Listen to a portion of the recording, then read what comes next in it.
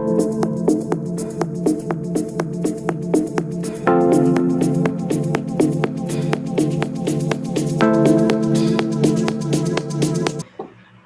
ladies and gentlemen. Welcome to the 21st episode of Coin News Extra weekly virtual blockchain and cryptocurrency panel discussion. So, today we'll be talking about the role of smart contracts in modern transactions. I know most of us have been hearing about smart contracts and the way it is changing the way we do businesses these days. So, we have experts and personalities in this sector.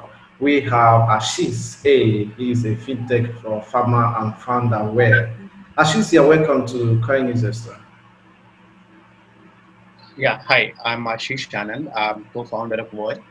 So Whirl is a blockchain startup, blockchain fintech startup working in the arena of commodity finance. So which is part of funding to farmers and for using blockchain. We are actually financing the farmers' commodities which are stored in a warehouse. We are currently working in India and we have a network of 1,250 warehouses on the platform. We have more than five banks on the platform right now who are doing live lending. In last 2 months, we have started the lending process. We are one of the largest, I would say that across the globe, we are one of the largest token issuers on real assets. So we have already tokenized more than $400 million of commodities so far on our platform. And we started lending a couple of months back to the farmers. We have issued more than $1 million of loans through smart contracts, which is the topic today. Okay, thank you So very much. I would, You're yeah. welcome. We have another person, another expert in this sector. He is Maurice Getunga. Maurice Getunga is ICO, IEO, and STO white paper writer. Maurice, you're welcome to Coin News Extra. Yeah, thank you for having me. Thank you for having me once again. I remember you had some earlier conversations earlier this year, so I'm delighted and to engage with you guys further on this topic. Yeah, thank you. Yeah, it's our pleasure to have you all. So I'm the moderator, Lee, and this program is proudly sponsored by MTech and Nimedis Ecosystem and Miami University Blockchain. So let's move straight to the topic for today, the role of smart contracts in business and modern transactions. So before we move straight and start talking about how it's going to help transactions across different nations, border, all the rest of them. So we will want to understand what a smart contract is. Maurice, let me start with Yes. you. What is a smart contract? Okay, so a smart contract is actually, in essence, it's actually a digital contract. Only that this time it is having those terms and the conditions of your agreement encoded on a software. So what happens is that the terms the normal what you are used to as a contract in the normal real life is now those terms between the buyer and the seller. You agree on everything, the conditions that you're going to undertake, and then you have those conditions, those terms written in form of a code and then implemented or held within a blockchain. So in essence, it's actually a digital contract. But the good thing about, or the good thing with smart contracts is that they self-execute themselves. So once you've reached, or once those terms that are within the contract are met, we'll have the contract, or the system, or the software executing the terms. So say, for example, uh, you had agreed to buy a car and you've met all the conditions. So the transfer of ownership of that car goes through, or is undertaken through the computer software, and then the ownership then moves to the from the seller to the buyer. Yeah. So in essence, it's actually a digital contract, but runs on a blockchain. Yeah. And Okay, it's automatically run. Yeah. interesting. Nice definition and explanation of smart contract. Sis, what's your take? What can you add to that definition? So I fully agree to what Morris is saying that executable contracts. The issue, what we see that so old contracts, the legal contracts were created for old economy. So you will see that, but when we talk about a decentralized world where entities are connected to each other, then it becomes difficult to enforce those contracts directly. For example, a buyer sitting in Kenya and a seller sitting in India, if the dispute arises, how do we solve that? So what the people do that they choose a jurisdiction. They choose something like Singapore will be a jurisdiction. The court will have a power over that. Now both the parties, if there is a dispute, they have to go to Singapore. There is a cost of hiring lawyers, etc. What a smart contract does that in such scenarios, because whatever is the condition for executing the transaction is already coded, based upon fulfillment of that those conditions, automatically the transactions are executed. So there is no question of a dispute being created over here. And if there is a dispute, there are solution mechanisms which can be built in the smart contract itself. Like for example, in case there is a inferior quality good has been supplied, so how much the payment will be how much payment will be deducted, how the quality will be determined, what will be the incentive mechanism for that. So all those can be created in coded in the smart contract, and that's what we call that the code is the law. So the code becomes the law and the transactions get settled automatically. That's the best benefit of a smart contracts we see. And this is sort of mechanism which we need for a connected world, not the sort of mechanism where the paper transaction decide that you go to an arbitrator sitting 3,000 miles away and then he will decide that what is to be done. Interesting. You've been able to. I wanted to ask how does smart contract work, and you people have been able to explain that during the definition of a smart contract. Unless you have other things to add on how it works. Without that, we'll be moving. Having understood what a smart contract is and how it functions. We want to know. People will be asking, smart contract, is it applicable to all sectors? Can you be able to tell us the sectors that smart contracts are applicable? Let me start with Ashish. So see, smart contracts are executable mechanisms. They are applicable everywhere.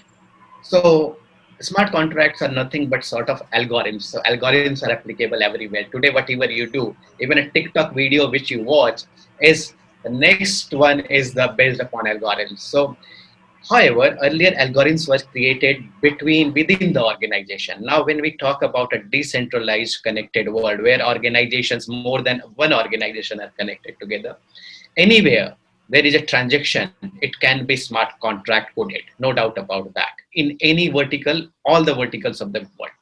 However, the thing we have to be careful about that how do we bring the conditions in the smart contract, and there the role of oracles come into picture. If we are able to create proper oracles which where the data sanctity is perfectly aligned with the objectives of the smart contracts, we can apply it in any industry, be it insurance, be it finance, be it, as we talked, Morris talked about transfer of ownership, land records, government. No sector is there where we cannot apply a smart contract. However, what we will require is good blockchain configuration, which incentivizes the parties to be fair to each other, and secondly, proper Oracle configurations into that. Okay, interesting. Maurice, what's your take on that? So, okay, yeah, I do agree with whatever Ashish has said. So, because we're living in a highly interconnected world, there is that need to engage in, for example, in more trade, and this brings in by bringing the idea of smart contracts, it makes it possible to exchange anything of value across industry. So, for example, if you look at, I can give a use case of, for example, real estate. So in normal cases, you find that, for example, if let's say person A is looking to rent a house, and then there is also person B who is also the owner of the house. So these two people, they can be connected online because of thanks to internet, but there is that concern of moving that particular value, the person A has amount of money, and then the person B has a certain property that he or she is willing to lease out or rent out or even to sell.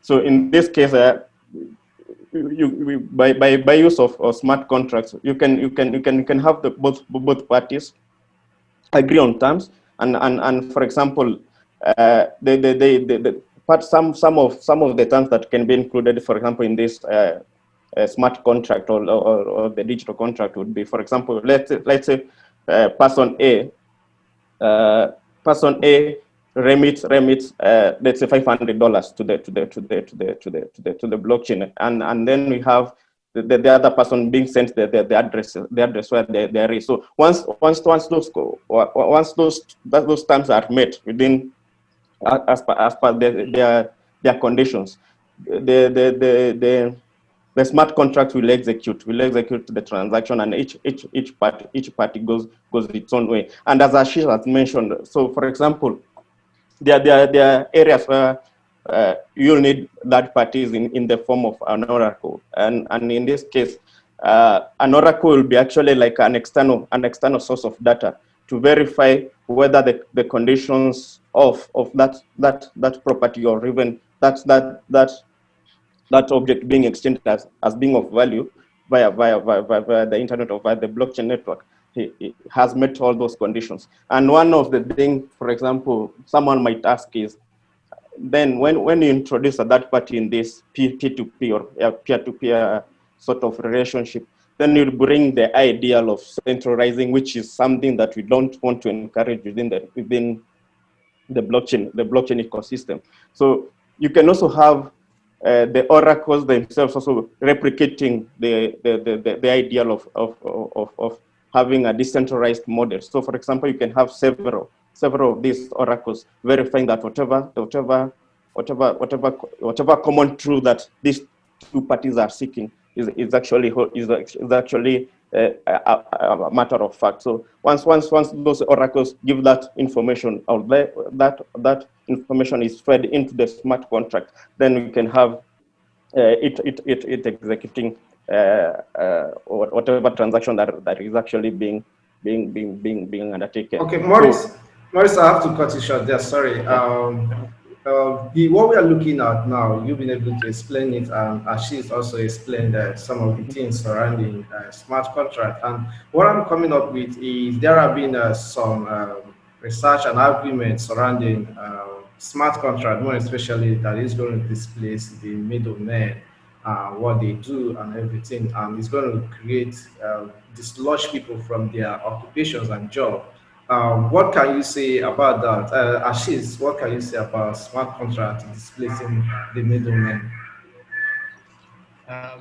So see, disintermediation, we all know, is the promise of blockchain. The essential idea from where the Bitcoin arose, that you replace the central bank directly, right?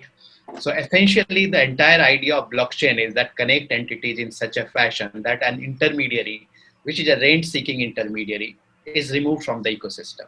And that's where the smart contracts come. For example, I will give you exactly what we are doing, and that is where we are using smart contracts.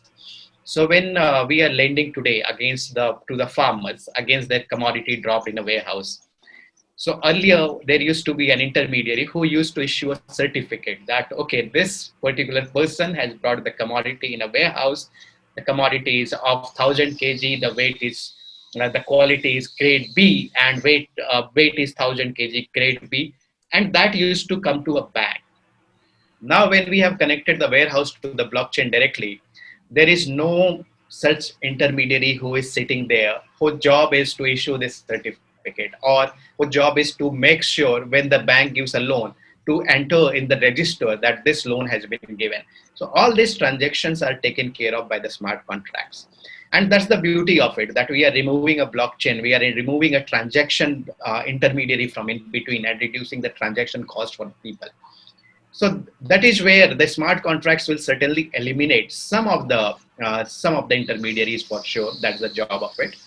However, it also gives rise to some other intermediary, and that intermediary can be a information supplier intermediary. As Morris right now pointed out, that someone is needed who needs to say that whether the rent agreement, whether the person has lived in the house for 30 days or not for the purpose of paying or not. So some intermediaries will come to support the transaction, the execution of a smart contract. But larger intermediaries who were rent seeking intermediaries, they will certainly be eliminated. About jobs, I don't believe that any technology has taken, removed jobs from the ecosystems. Old jobs get removed, no doubt about that, but no, the technology always creates new jobs, and that will be net gain. It's a positive sum game. We are not talking about a zero sum game that removes some of the people outside of the intermediary system. They will get deployed somewhere else, no doubt about that. Thank you very much. Maurice, you heard Ashish. Is there anything you have to add to that? Yeah, okay. I completely agree with whatever she has mentioned. So uh, we are going to have is with every technological disruption, we expect to have a positive disruption and a negative one. So this is whereby we are going to have those people who are going to be locked out of for example, the supply chain or the ecosystem, or as we implement as we have businesses implement smart contracts. There has been talk within for the longest time possible now that we will have, for example, lawyers being edged out of, for example, of their own professions because quote unquote their careers will be rendered redundant by these smart contract technologies. It's a yes or no situation or a response, because smart contracts are actually there as an aid to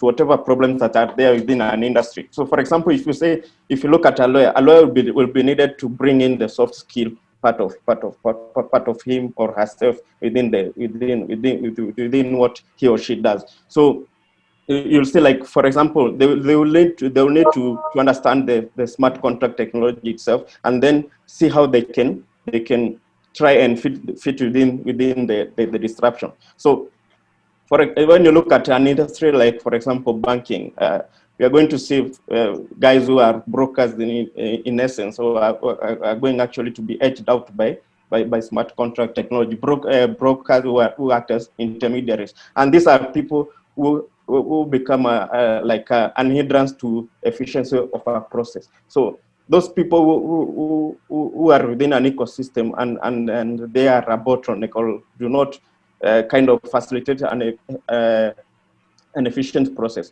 will be automatically kind of edged out of their careers. But the good thing that every technology comes with its own advantages and disadvantages. So it's something, and it's going to be interesting to watch as time goes by. Okay, interesting. We've been able to talk about smart contract, how it's going to help the business sector and transactions, the way we do things in this discussion, and that's very interesting. So, in every advantages, there should be a disadvantage. So, let me start with you, Maurice. What are some of the challenges associated with smart contracts? So one of the fundamental challenge that's connected to smart contracts is that actually you find that because this is something, it's actually, in essence, it's a code, it's a line of code that you give, like, you input data, and this data is supposed to be executed after you've met those conditions that are set. So whatever data that goes into this line of code is actually very limited. That is actually why like with my co-speaker we were mentioning, Ashish, we were mentioning, like, that we will need to bring in all, when you're implementing a smart contract, you'll need to have, for example, an external third party in the name of an oracle. So whatever, it's actually very limited in terms of the data and the information that can feed into the lines of code that to implement so that you can have the transaction being executed. Another thing would be its disadvantage is actually, like we've mentioned, people are going to be rendered jobless, and it's something that we cannot avoid if you are going to have efficient systems being rendered, and then that makes sense for a business. It saves money, it saves time, and also it makes businesses run efficiently. So yeah, that's it for me. Maybe Ashish can add. Ashish, talking about some challenges that have been associated with smart contract. There should be, actually. You had Maurice. mention some of them. What's your take? So I fully agree with what Morris said. It is we are Oracle dependent. That is one for sure. The second part, which we see in smart contracts and where the limitation is, I will be talking about the business world. So business runs on trust and business runs on credit. The way the smart contracts have been designed today, they require some sort of a escrow mechanism. So in typically what we see in a smart contract, that the payment, if it is a buyer has to make a payment to the seller, the payment will be deposited in a particular escrow account before the transaction is completed. Uh, so that once the transaction is completed, money gets transferred to the seller. Similar situation we see in rental example as well, that the rental amount has to be deposited in a particular bank account. But if we look at the bank worldwide, the worldwide businesses run on credit. Uh, there will be 2 months, 3 months credit. There will not be largely most of the trade happens on credit. Either it will be funded by the banks or it will be funded by the credit period given. So we have yet to find a solution to that. That how do we ensure that the we did not don't disrupt it? It is impossible to create a cash to cash economy. Economic growth has happened and that has bloom has happened because of the credit growth in the society. How the businesses have trusted each other. So what we will need to do that we will need to bring those conditions into the smart contracts. Right now, the smart contracts are too elementary to handle those sort of complexities. So those are the challenges we are facing in deployment of smart contracts at a very large scale across the borders. But I am hopeful that certainly people are working on creating a letter of credit on a blockchain. People have been able to create a decentralized finance ecosystem altogether. So certainly we will be able to override those challenges over a period of time. But if smart contracts and blockchain have to grow, we have to get solution to find solution to how to make that economy credit economy instead of a cash to cash economy. Okay, yeah. So I can add one more disadvantage of smart contract. Is it okay? Go ahead. Okay, so another one would be like, like what a smart contract is actually being implemented or being held on a blockchain network. So and we know blockchain networks as the way they are built, especially the open and the public blockchain networks. They don't have an opportunity to have those transactions being reversed. So whatever that is actually encoded on smart contracts renders those transactions irreversible. So, for example, and that calls for quite some significance, giving attention to detail in terms of the data that you input in a smart contract. So because once the transaction is executed, you can never go back. So that might be one of the disadvantages that people using smart contracts are actually experiencing too. Okay, interesting. This is Coin is Extra weekly blockchain and cryptocurrency panel discussion. Actually, this is the 21st episode. So we are talking about the role of smart contracts in modern transactions. So we have gentlemen that are helping us to talk about this who are experts in this sector. We have Assis A, and we have Morris Ketunga. For our audience, we are about to round up. If you have questions for our speakers, you can drop them a question and answer sessions, so we can look into them briefly before we conclude. Okay, let's move. What we are going to be talking about, Ashish, we've been seeing how things are going. Smart contract displacing the middleman's job and also how making them to find a way to fit in. How do you see the future of smart contracts? Okay. So I would say the future of a smart contract is linked to the future of blockchain. And future of blockchain is certainly very bright. Without, the boom in DeFi we are seeing right now, the move on corporates moving to blockchain, corporates moving to open blockchain like Ethereum. So that is certainly taking place, and we certainly had a 2-year bear cycle in which there was a lot of investment which did not come at that point of time. Now again, with the markets moving upward, and what we saw in the Gartner's, we were in the valley of doom for the time being. We will be moving ahead from here. So Gartner expects that around 2020 to 2025, the growth rate of blockchain will be more than 60% CAGR. And that's where the blockchains, and as blockchains cannot work without a smart contract in a business setting.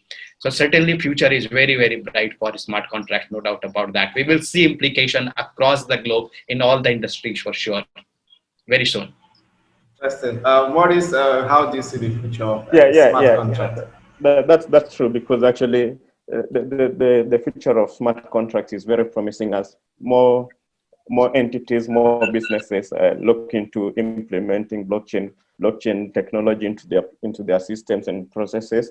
So smart contracts come along, and then maybe another thing would be actually some sort of convergence between other disruptive technologies with the smart contract. So, for example, we are going to see more use of smart contract technology being used together with, for example, Internet of Things, and this is actually now going to bring into the idea of that sourcing of external data and actually verifying of information that is required within a smart contract. Another thing would be uh, we are going to see some developments within the area of regulation and legislation because, for example, if you look at, if I can talk from an African perspective, governments are actually not that quite progressive in terms of embracing digital revolution technologies. For example, if you go into a court system, you might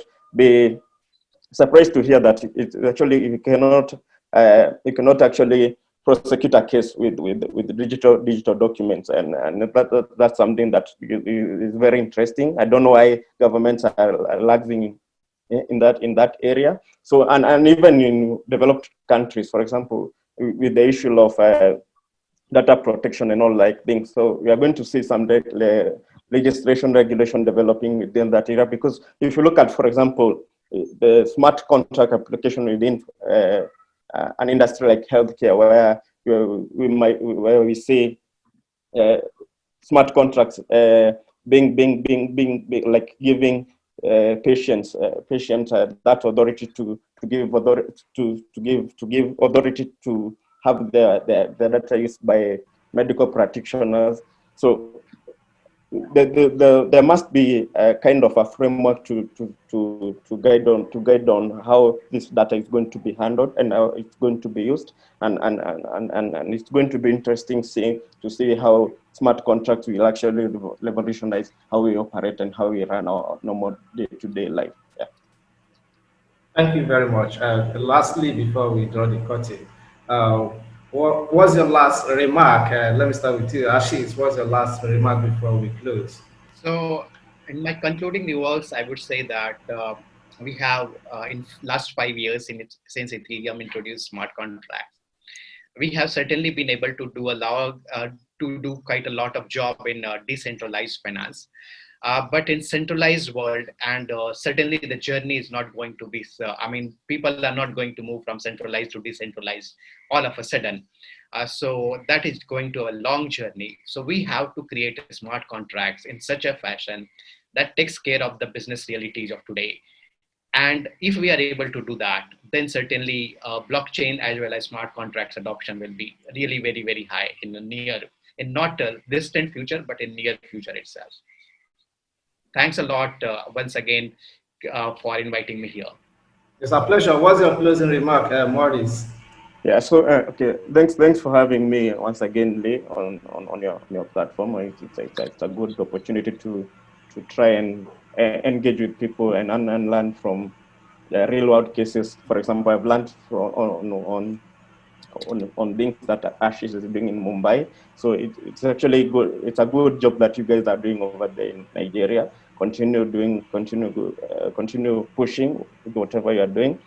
The future of blockchain is quite bright because we've seen it implemented across various industries. Smart contracts the same. So I would actually encourage you guys to continue spreading this awareness. This kind of initiative is quite good because we need to see more blockchain application, more smart contract use cases within the continent. there are so many issues, there are so many challenges that can be sorted out by using these disruptive technologies. And I think one of the best way, or the first approach, is to have guys understand what is this that we are really talking about when we talk about blockchain, when it comes to talk about cryptocurrencies and smart contracts. And then now we can move into the phase of developing real life applications that can help, that can sort out some of the issues that we have on the continent and even within the developing markets, because this is actually one of the technology that has been held to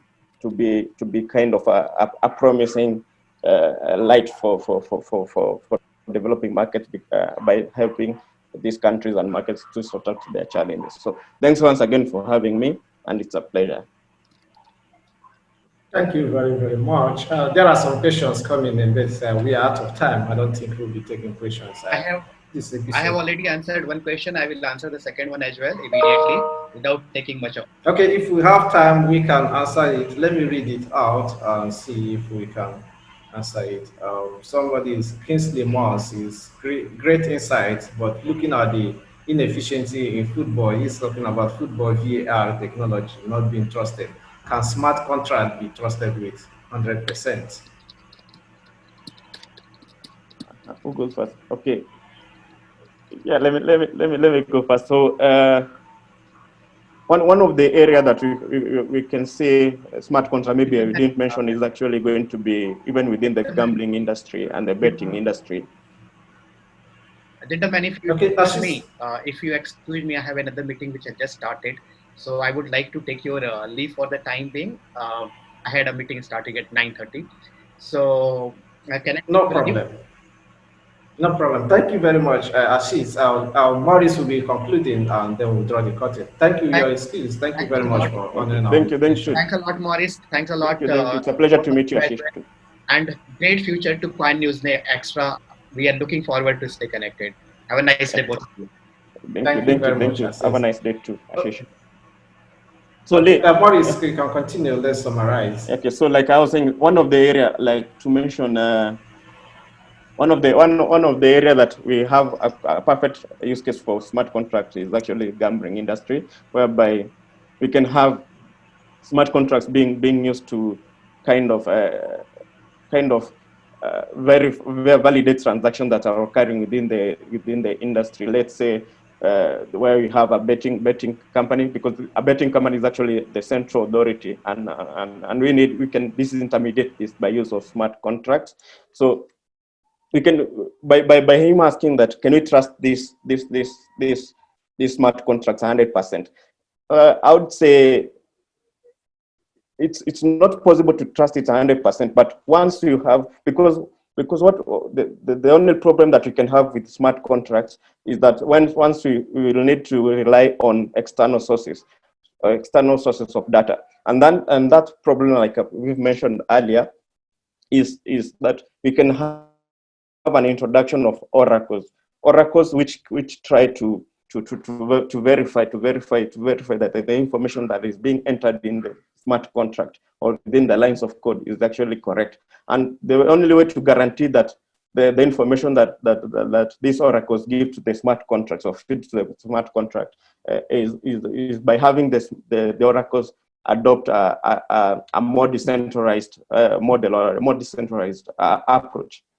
And then this can be solved through, and how do you achieve decentralized model within the oracles? It's by having very many of them that give information that should point to the common truth that should be held within the smart contract. So it's a yes or no situation, because now once you have a central authority that is actually in between, that has not been yet disintermediated, it's going to be a challenge. But once, if you can have that sorted out through decentralized oracles, then you can have any information that goes into the smart contract being verified as true, and then you can have a fair play of the games. Yeah. Thank you very much, Maurice. Thank you. You have really thrown many lights on that. Thank you very much, our audience. So today's episode we just concluded is CoinExtra Weekly Virtual Blockchain and Cryptocurrency Panel Discussion, episode 21. So our panelists have been Ashish A. He just left. We went for other engagement, and we are rounding up. The next that is still with us is Maurice Getunga. Maurice Getunga, thank you very much for joining us. Okay, thank you for having me. Okay, so this program is proudly sponsored by MTech and also sponsored by Nimides Ecosystem and Miami University Blockchain. Thank you very much, our audience, for bringing out time to join us today. Yeah. Thank you, Thank you. Maurice. Thank you. See you.